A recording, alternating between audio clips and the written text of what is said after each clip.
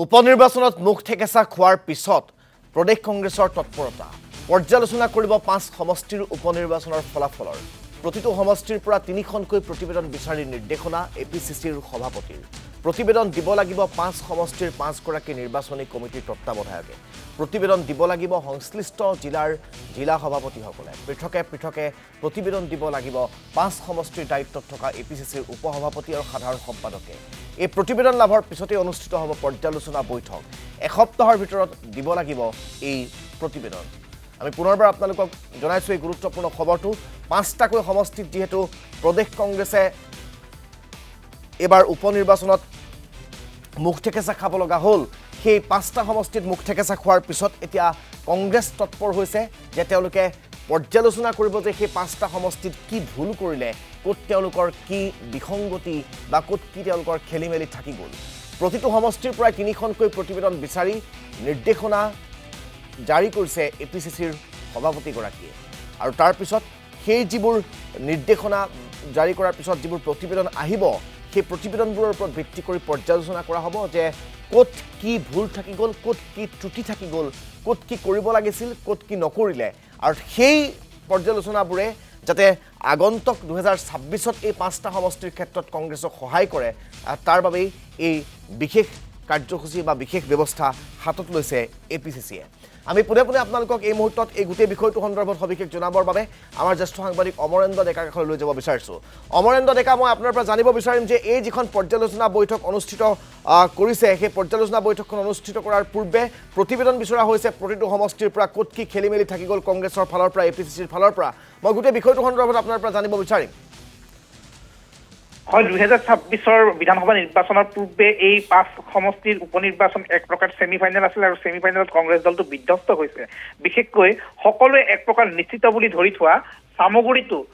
কংগ্ৰেছৰ যিগৰাকী প্ৰাৰ্থী সেই প্ৰাৰ্থীগৰাকী বৰ বেয়া ধৰণে বিধ্বস্ত হৈছে তানজিল হুছেইন ৰকিবুল হুছেইনৰ পুত্ৰ তানজিল হুছেইনে প্ৰায় 25,000 ভোটৰ ব্যৱধানত বিজেপিৰ প্ৰাৰ্থী দীপুৰঞ্জন শৰ্মাৰ হাতত পৰাজিত হৈছে ঠিক সেইদৰে বিহালীতো তেওঁলোকে আশা কৰা ধৰণৰ ফলাফল লাভ নকৰিলে ধলাইত তেওঁলোকে আগতকে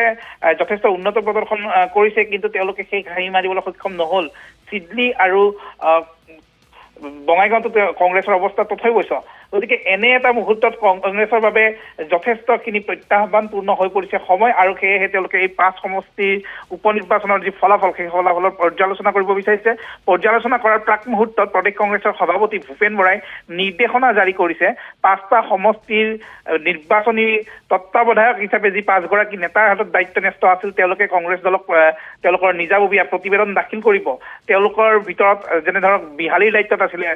সাংসদ গৌৰৱ গগৈ সামগুৰিৰ দায়িত্বত আছিলে সাংসদ ৰকিবুল হুছেইন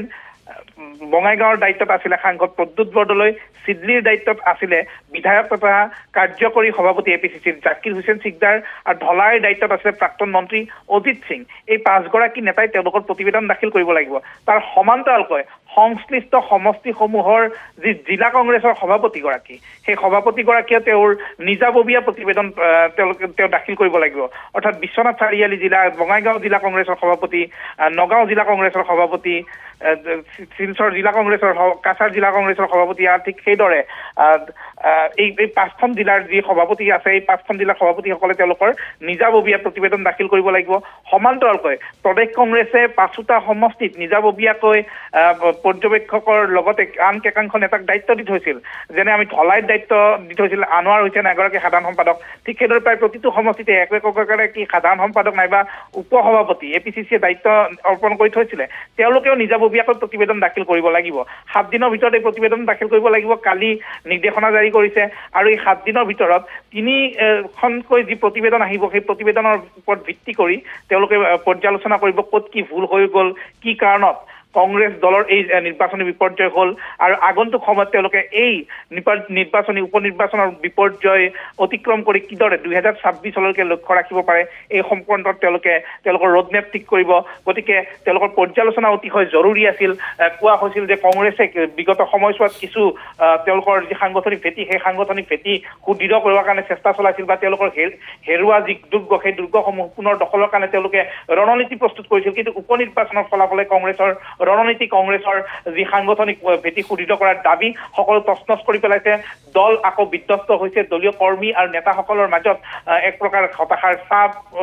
পৰিছে গতিকে এনে সময়ত তেওঁলোকে নিৰ্বাচনী পৰ্যালোচনা তেওঁলোকে কৰিব বিচাৰিছে পৰাজয়ৰ পৰ্যালোচনা কৰিব বিচাৰিছে আৰু আগন্তুক সময়ত কেনেদৰে অগ্ৰসৰ হ'ব 2026ক